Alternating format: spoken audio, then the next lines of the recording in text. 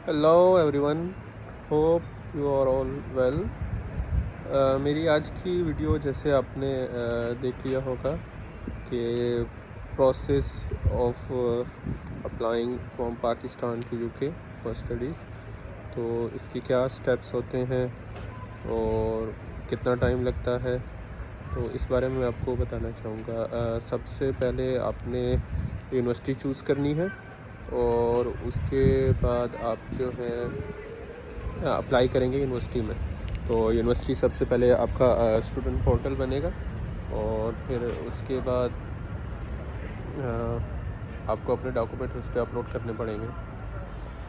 और फिर अगर आपके डॉक्यूमेंट सारे कंप्लीट हैं और जो कोर्स आप करना चाह रहे हैं वो अवेलेबल है, तो after reviewing your documents university आपको फिर एक लेटर सेंड करेगी। अगर तो आपका कुछ डॉक्यूमेंट मिसिंग है या उनको समझ नहीं आ रही, तो फिर आपको कंडीशनल लेटर दिया जाएगा जिसमें आपसे वो डॉक्यूमेंट दोबारा आपसे मांगा जाएगा।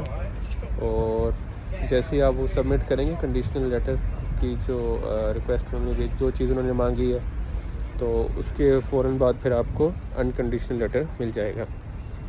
तो बहुत से स्टूडेंट की ये कन्फ्यूजन होती है कि अनकंडीशनल लेटर मिलने के बाद कितना टाइम लगता है हमें कैश लेटर मिलने में। तो ये इसी वजह से मैं आपको बताना चाह रहा हूँ इस वीडियो में कि जैसे आपको अनकंडीशनल लेटर मिलता है तो उसके बाद आपने पेमेंट करनी होती है, जो कि normally 4000 pound for every university, but very करता है, डिफरेंट यूनिवर्सिटी का डिफरेंट स्ट्रक्चर है, फीस स्ट्रक्चर। तो जैसे ही आप डिपॉज़िट करेंगे तो डिपॉज़िट करने के बाद आपको कुछ टाइम लगेगा यूनिवर्सिटी का कैश लेटर आने में। तो जैसे ही आपने पेमेंट कर दी उसके बाद विद इन 10 डेज़ मतलब कि आपकी पेमेंट अप्रूव होती है। और जैसे ही आपका पोर्टल पे स्टेटस जो है पेड शो होता है, तो उसके विद इन 4 वीक्स आपको कैश डाटा चेक मिलता है। अब कुछ लोगों को ये पता होता है कि कैश और कैश डाटा चेक में क्या डिफरेंस है। तो कैश डाटा चेक जो है वो कैश लेटर से पहले मिलता है, जिसमें आपको एक भेजा जाता है लेटर, जो कि आपने रिव्यू करना होता है और उसमें चेक करना होता है कि कोई इसमें मिस्टेक तो नहीं है। और जैसे ही आप उसको वेरीफाई करते हैं और उनको ईमेल बैक करते हैं, साथ में ही कुछ क्वेश्चंस भी होते हैं जिन्हों के आपने आंसर करने होते हैं, मीन्स के इंटेंडेड डेट ऑफ ट्रैवल, और साथ में उन्होंने बैंक स्टेटमेंट भी मांगी होती है। तो जैसे ही आप ये सारी चीज़ें उनको प्रोवाइड करते हैं, तो वैसे तो टाइम 1 वीक का होता है, लेकिन विद इन 2 to 3 डेज़ जो है आपको उसका आफ्टर कैश डाटा चेक के बाद आपको कैश लेटर मिल जाता है।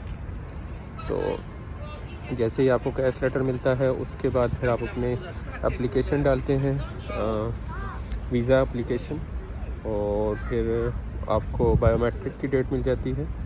तो आजकल ये है कि अगर आप डॉक्यूमेंट्स ऑनलाइन अपलोड करेंगे तो जो VFS सेंटर होते हैं वहाँ पे सिर्फ आपने अपना पासपोर्ट लेके और डॉक्यूमेंट चेक लिस्ट, ये 2 चीज़ें लेके जानी होती हैं।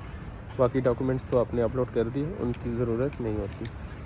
तो उसके बाद स्टैंडर्ड होता है, प्रायोरिटी होता है, सुपर प्रायोरिटी होता है। तो सुपर प्रायोरिटी जो है उसमें 1 डे लगता है, विद इन 1 डे आपको 1 working days, after 1 working day आपको रिप्लाई आ जाता है वीज़े का। और प्रायोरिटी में ये है कि प्रायोरिटी में विद इन 1 वीक, मीन्स के आफ्टर 1 वीक और after 5 working days you will receive the response for your visa. और स्टैंडर्ड में ये है कि आपको 3 वीक्स लग जाते हैं मिनिमम,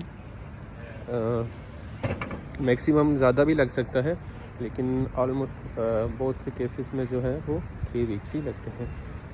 और मेरी रिकमेंडेशन तो ये है कि आजकल अभी जनवरी इनटेक बहुत नज़दीक है, तो ज़्यादा लोग तो प्रायोरिटी ही अप्लाई कर रहे हैं, लेकिन मेरा एक्सपीरियंस ये है कि मैंने स्टैंडर्ड अप्लाई किया था, तो उसका रिस्पांस मुझे आई थिंक आफ्टर 13 डेज़ मुझे उसकी PRP ईमेल आ गई थी।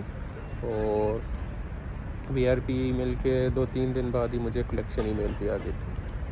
तो उम्मीद है कि आप सबको ये वीडियो अच्छी लगी होगी, और कोई भी क्वेश्चन है तो आप मुझे कमेंट करके पूछ सकते हैं। Thank you so much. अल्लाह हाफ़िज़।